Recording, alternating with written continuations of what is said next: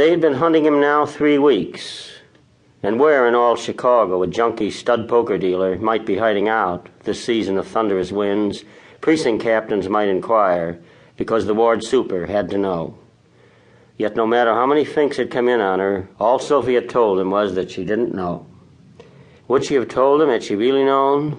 Why, in a minute, in a moment, in the flash of an eye, for wherever he was, she knew this much: he was with that public-hied Molly Novotny again. But of course she couldn't say that.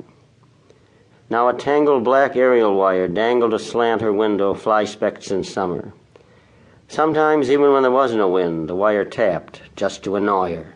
For the wind, like the moon, and the air shaft's threats, all had turned secretly against her since Frankie had gone. But one wind or another, one moon or the next, sooner or later he would have to climb the stairs below whether he wanted or no. She looked up, and the luminous Jesus high on the wall was looking down, looking strangely changed. Christ himself was cracking up.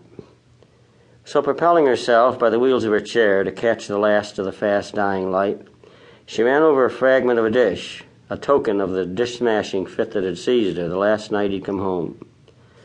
Every dish she could reach for had gone into that, and she'd been in bed when he'd come in to find the wreckage. It had been his fault. It was no more than right that he had to be the one to clean it up. She remembered with something of pleasure now, and something of sadness, too.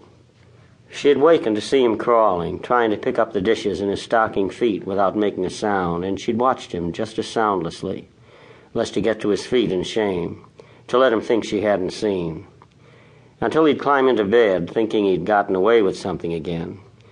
Then she'd laugh softly to let him know she'd been watching the whole while. What had it been the goof had told her?